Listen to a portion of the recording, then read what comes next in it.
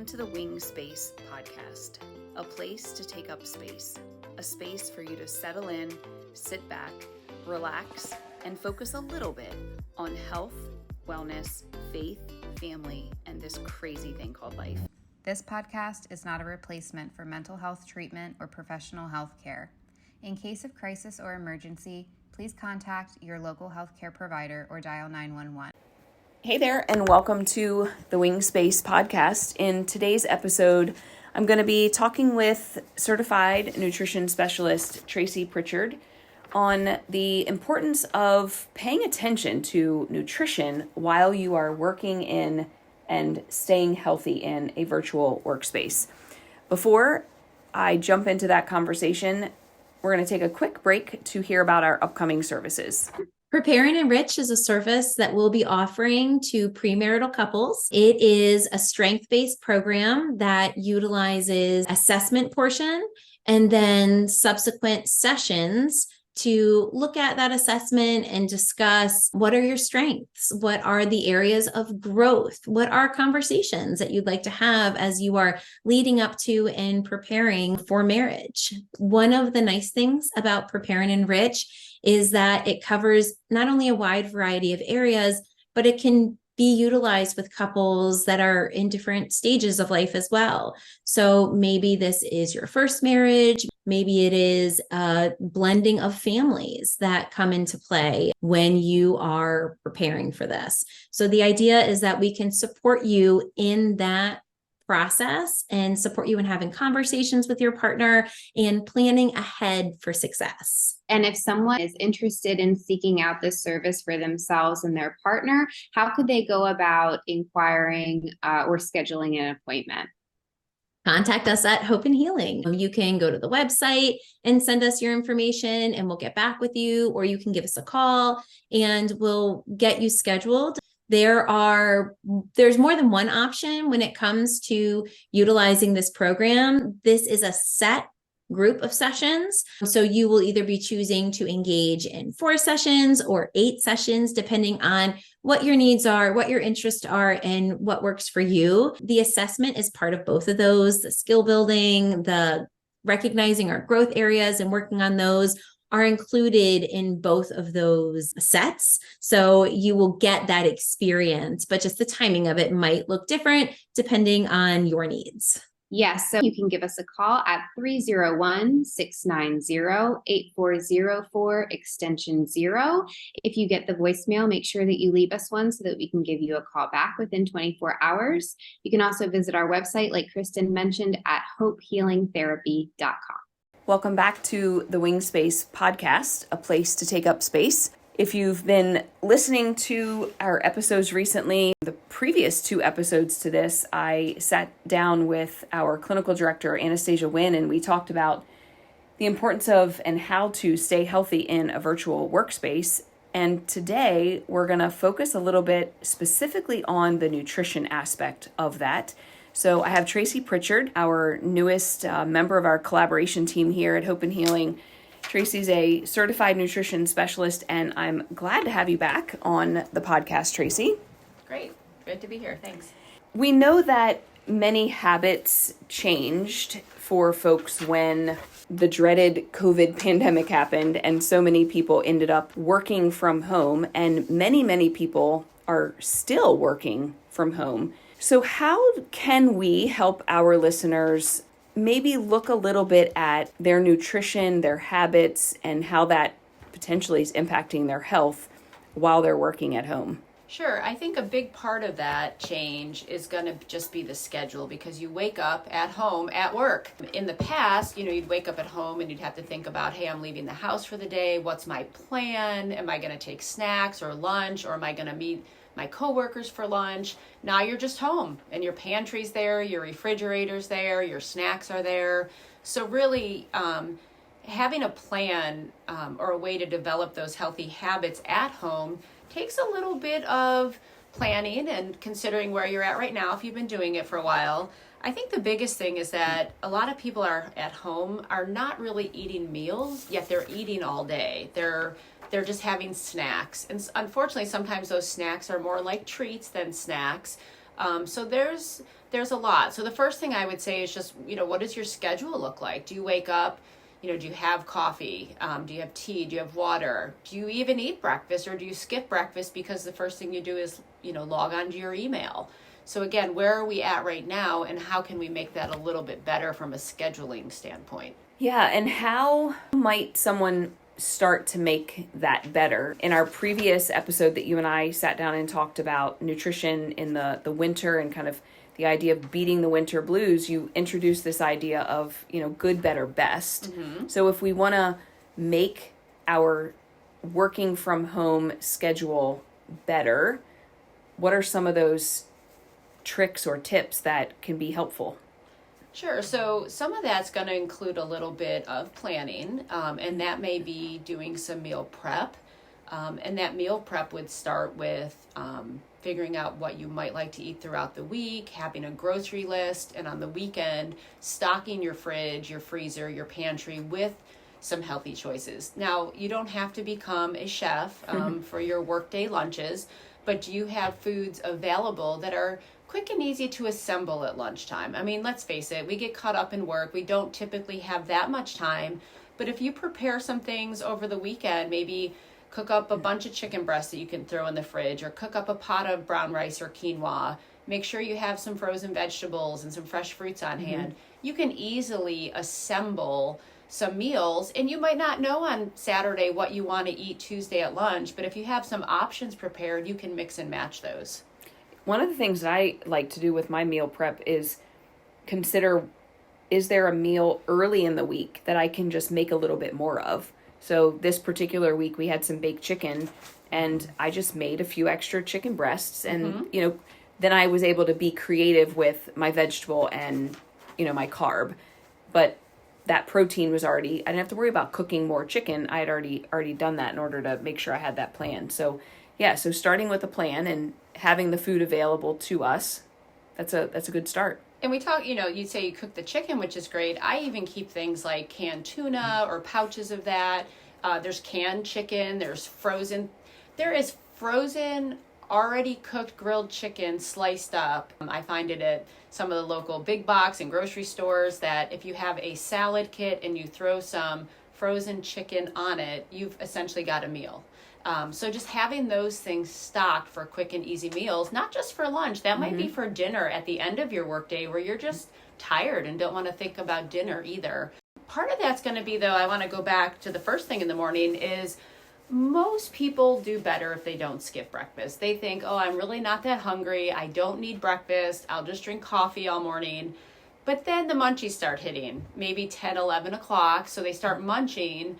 And then they're really not hungry for lunch. So before you know it, it's a day of snacking and not eating meals. But they'll continue to say, well, I'm not hungry in the morning, but they've been snacking until they go to bed. So really just having a plan for a balanced meal. And then the question is, well, what is a balanced meal? Do you have a protein? Do you have some healthy fat, some non-starchy vegetables, fresh fruits, vegetables? So it's actually a meal and not a snack. Too often people say, oh, for lunch I had a yogurt.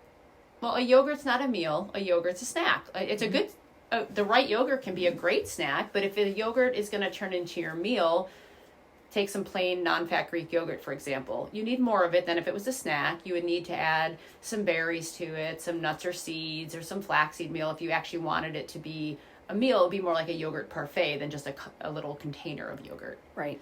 A string cheese is not a meal. It's a snack. So. It is. And there are a lot of people who say, either I don't need breakfast, I'm not hungry for breakfast. If I eat breakfast, my belly hurts. And I think the cycle that you just mentioned, especially when we're working at home, I wake up, I walk next door to my office, and before I know it, I'm potentially ravenous at 10 or 11 o'clock. I haven't had breakfast. I'm probably been sipping on or maybe guzzling coffee all morning. Where might somebody start with a small breakfast meal who maybe for years hasn't eaten breakfast? Where's a small, maybe gentle on the stomach place to start that they could make sure they're eating breakfast, but not having that, it just doesn't sit right on my stomach kind of feeling? Well, so of course I would have a lot of questions to what doesn't sit right on their stomach, because then it's like, is there a food allergy or a sensitivity, Or in the past, were they, was it more like the typical American breakfast of pancakes, waffles, syrups, donuts, pastries, cereals that are really just a lot of sugars, gluten? A lot of people have sensitivities to that. I'd be curious if they ate something more like the eggs or the Greek yogurt, if they feel a little bit better with a higher protein breakfast that would give them fuel for the whole day. So that being said, where does somebody start?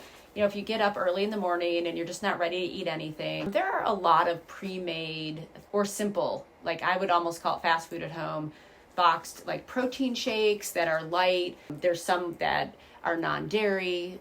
Most protein shakes are gluten-free. You want to make sure they don't have a lot of added sugar. Some people might say, you know what, I could drink something at 9 or 10 a.m., but I'm still not ready to eat. Mm-hmm. For other people, maybe they would be ready to have some slices of apple with some peanut butter just to kind of get their appetite going. Too often, I think what it is people have lost touch with their actual hunger mechanisms. And it's a lot like what happens with water. People say, well, I'm really not thirsty. And over time, as they increase their water intake for days, weeks, and months, if there's a day that they miss their water, they're like, wow, I really noticed it. But months ago, they didn't realize how dehydrated they were. That's the same thing with their metabolism. Once they get on a path of trying to fuel and nurture their body, they would miss it if they didn't eat. Yeah. There's a lot to say about this idea of being mindful and really paying attention to how our food impacts our body just in general. And it's important, I think, for the listeners to hear, going back to something that you said, which was that you would want to have more information.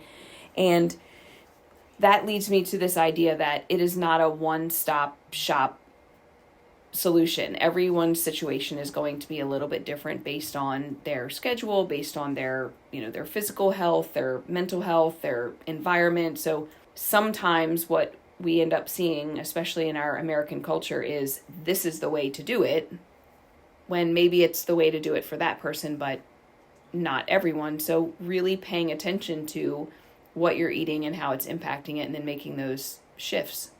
Absolutely. And, the thing that's not uncommon, not just working at home, but working anywhere or for students, is that afternoon, that 3:00 slump. Well, some of that can be because people didn't get enough physical activity or they didn't sleep well the night before. But one of the things you have some control over is the nutrients and the fuel that you give your body and your brain. You wouldn't show up hopefully you wouldn't show up at a physical activity without having eaten anything. Well, your brain needs fuel as well. And when you're on a computer or you're on work calls and you're doing something, your brain needs that. Otherwise, you're going to essentially trigger a stress response, a physiological stress response, which is cortisol rising, those types of things that can be controlled by eating properly.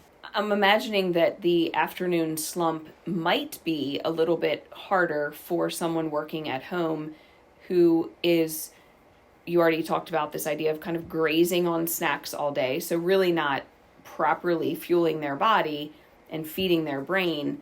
But then they also have the unlimited supply of whether it's sodas or sweet beverages or the endless pot of coffee. I'm sure that has an impact on that afternoon slump as well. Absolutely. And a lot of times if we're drinking all the coffee and the beverages, we're not drinking the water. And water really is part of that energy producing pathway. If you look at those things, it's plus H2O. So it's really important that we get that water in, which is also flushing out toxins and doing other things. So water gives us some energy. It helps with mental clarity. It does a lot more than just, drink water to drink water. Most people don't know why they're drinking the water. They just know that they generally feel better when they do. But there's a whole lot of reasons to just keep drinking water. And not drinking the endless pot of coffee all day. Correct. So I love coffee, especially in the colder months. I try to drink organic coffee that I brew at home with filtered water. I know that's not always the case, but it took a long time. I just drink black coffee. Now, if you like a little bit of cream in your coffee or maybe some stevia or monk fruit, I understand that. I used to be a junk food creamer person myself, until I realized that it had ingredients in it I couldn't pronounce. there was a lot of sugar added to it. So over time, I, reduced and then removed that and really just do enjoy just coffee, black coffee. But usually I say my cutoff is noon. Sometimes I'm crazy and I'll have a cup of coffee at like 1 p.m. But I know from personal experience and from the literature that it does affect your sleep. Coffee has a half-life. If someone's not sleeping well or is sleeping but the quality's not great, reducing that coffee down is going to make a huge difference. If you're drinking a pot of coffee a day, reduce it to a half a pot. And then from there, reduce it down further, maybe to 1 cup a day or 1 or 2, but then also put a time parameter. Like at noon, you switch to decaf or you switch to herbal teas or water. That's going to make a huge difference with that afternoon slump. And if you're not sleeping well, then you're waking up tired and then you're sitting very likely in the same spot all day long because you're not getting up to, you're not driving to work and then walking through the parking lot and walking through your building and walking to a mail room or to a conference room. So you add not sleeping well to waking up tired to sitting at a desk all day and not fueling your body, and it's just a recipe for disaster. Absolutely. And that's where at home you can kind of trick yourself into wanting to move more. I think in the last one, Anastasia talked about like taking care of tasks when you're working from home, like getting your laundry done or doing other things. And while sometimes I think, oh, more laundry, I want to roll my eyes, if you look at it as an opportunity to move, it kind of changes your perspective on things. Like, oh, can I go check my mail? Can I go move my laundry? Or can I get up and go to the kitchen, to get some food and to make food and to stand making it because you've been sitting all day? Or go sit outside. If it's not too cold, can you sit on your porch or on your deck or in your garage just for a change of scenery and to move a little more? You bring up the idea of going into the kitchen to make a meal. Right. And I'm imagining that there's probably some good information about, I know from a mental health perspective, there's some research that people who eat at their desk have lower mental health outcomes. They're just less happy. When we're at home, there has been lots of information that people are actually working longer hours when they're working at home. You're not going in at 8 and leaving at 4:30. You might be logging in at 6 and not logging off till 6:30 and then maybe even logging in again. So where are we gonna, we're gonna plan our meals, but then does where we eat that meal really matter? It really does. So you want to have those meals away from your desk and avoid working while you're eating. That goes back into that mindfulness thing. And we've all done it. We've said, well, not today. I'm so busy. And you look down and your whole container or your whole plate is gone. And you think, I don't even remember eating it. And you just finished it. So having the dedicated meal time as well as the dedicated space will give you that break from work that's going to have a positive impact all around. So part of that too is, it's going to help you avoid overeating because when you multitask, I mentioned, you look down and your food's gone. Well, when you're at home, you can just get up and go get more food. If you have the pot of chili or in your fridge, you have more leftovers, you just go get a second helping. Right. So if you can sit and enjoy your food, have a separate space, it's less distractions will hopefully help you not overeat. And be more satisfied. So having a routine is going to, and some structure in your workday is going to help. And the getting up and get moving and going to prepare your meals, that's going to help as well. So studies do show that you are likely to make healthier choices if you get up and eat away from your work setting. And you think about it, you're probably not going to sit at your computer and eat tacos, right? Tacos are messy. But if you go into your kitchen, you could stir fry up some vegetables, the meat for the tacos, put the sauce on. So you can have more of a complete meal than just those snacks if you're actually in the kitchen than if you're at your desk. Yeah, absolutely. And the mindfulness aspect of eating is really important too, because, like you said, we've all done it where we look down and all of a sudden the food is gone. And then it just perpetuates that snacking all day. What other thoughts do you have about helping folks to stay healthy and paying attention to nutrition when they're working at home? Sure. Well, part of that is just being able to recognize hunger signs. At 3:00, are you just tired because you've been staring at a computer all day? Or maybe you are actually hungry and you need a healthy snack, and, what can those be? But some of the, hunger signs could be that you're tired, you feel less alert or less productive or even irritable. But, you have to figure out, is that truly just that you're tired of working, or do you need to get up and get a healthy snack, or do you need to get up and get outside for 5 minutes? Too often, people have heard, get up from your desk, once an hour for 5 or 10 minutes. But a lot of people really aren't doing it. Maybe we set an alarm, but then we go, I'll get to that later. And then you're like, whoa, 3 hours went by and I didn't get up for that. And all too often at 3 o'clock, it may in fact be hunger, depending on what time you had lunch. You might need a little something so that you don't show up at dinner starving with no discretion, because you think, I've worked all day and now I deserve to just eat whatever I want. Well, and if you're walking from a home office to your kitchen, then you're going to potentially immediately start snacking while you're preparing a meal. And essentially you're full before your meal even gets in front of you. And then you eat your whole meal. So it seems like a recipe for disaster potentially. So, been there, done that. So my husband and I were both active duty Marines for a while together. And, we'd get home starving and raid the pantry and the refrigerator. And I joked that I already ate dinner before we made dinner. So part of that can be having veggie trays ready, sliced veggies. And if you eat all your veggies before you eat dinner, great, right? Because that's actually part of your meal. And that was a great way to incorporate more healthy foods in. So having a plan, because when you are really hungry like that, you need something available that's not just ultra processed foods to meet that need. And having those pre-cut, chopped fruits and vegetables is probably also just a really good thing to do in general, especially when you have your full buffet available to you all day long while you're working at home, and making yourself grab those apple slices instead of the bag of chips or the cookies or whatever it happens to be. Absolutely. And the whole charcuterie movement, right? Like different thoughts on that, but it can be fun. And if you can make small ones when you stop your workday, or even at lunch, you can make a balanced charcuterie for lunch. If it has some protein on it, maybe you use good quality deli meat or some leftover sliced chicken breast. Some healthy fats could be some olives, and then some of those pre-cut vegetables.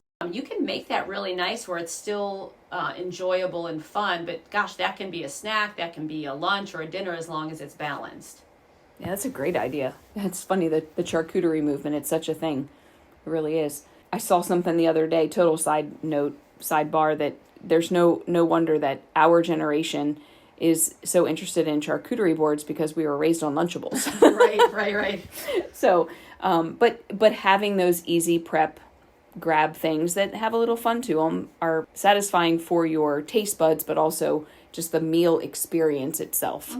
Yeah. And everybody's a little different. Like, I might like that. My husband might be like, well, I don't want charcuterie for lunch or dinner. Maybe he wants a heartier meal. So it's important for everyone to find a dish or two that they like or their family likes. Maybe it's chili, maybe it's soup. Maybe you just batch cook it on the weekend and it's in the fridge all week. And by midweek, if you're tired of it or you just don't want it, throw it in the freezer. But maybe you're like, oh, thank goodness, I have some turkey black bean chili. That's lunch again. If you don't want to batch cook on the weekends, as long as you have the ingredients ready, the crock pot, the Instapot can be your friend. It's like fix it and forget it. And just having those options of what works for you. Going back to the idea of planning. Absolutely. Yeah. And getting the family involved in planning. I think that's something in the future that we're going to talk more about. Absolutely. Yeah, making sure that everybody, the more buy-in people have, they're going to be involved more. And I tell you, if I would have known that deciding what we had to cook for dinner every night for the rest of my life was what adulthood was going to be, it's tough. And getting everybody as a part of that buy-in, it can be really, really helpful. Absolutely. Yeah. Well, we know that for some people, working virtually is starting to fade away, but for others, it's not, and it's the new way of working. Any last-minute ideas that we want to share with these folks that aren't going to be heading back to work anytime soon, and back to the workspace, I should say, anytime soon, just to continue to help keep them healthy and thinking about making good choices? Well, I think it's important to be honest with yourself and realistic. So if you're someone who sees something and you're going to eat it. Get it out of the house. So when the weekend's over, if your spouse, your partner, your kids, if they have cookies and crackers and junk food around, ask them to remove it. So for your work week, it's not tempting. Or if you can just keep it hidden in some cabinets to avoid temptation, so it's not in your face all the time. In that same note, put the healthy snacks out. Like, there's a reason why fruit bowls, you see them in famous paintings, right?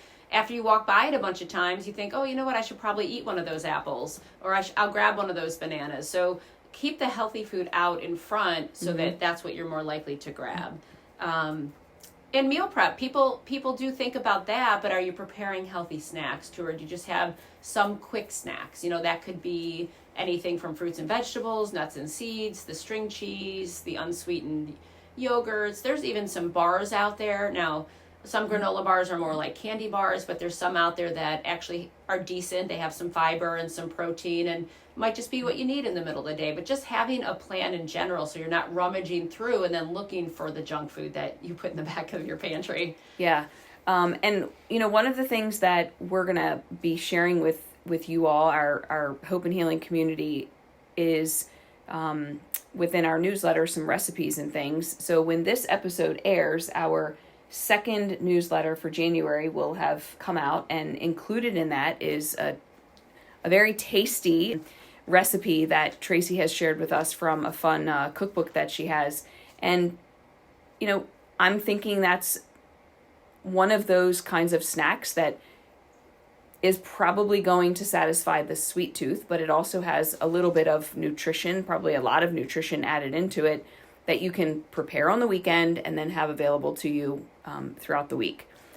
Absolutely. And if you don't mind, I'll put a little plug in for this, one of my favorite cookbooks Please and do. authors. So it's called The Healthy Mind Cookbook, written by Rebecca Katz, who is also a certified nutrition specialist. She's also a chef. And it opens up with a culinary pharmacy, and it teaches you why all these foods are good for you and what they do for your cognitive function and your mood. So that recipe is with pumpkin seeds that are really a great source of magnesium and support brain health. Has a little bit of sweet with the maple syrup, but a little bit of that spice and hint of the crunch with some ginger and cinnamon. So I really love the Healthy Mind Cookbook. There's better beverages in there, including tea for brain health, and versions of lattes that are better with all natural ingredients. There's entrees. So absolutely, like, just having a couple go-to things you can look forward to for your snacks or meals at home might actually just change your perspective on the whole work week. If Wednesday is your toughest day and it's hump day,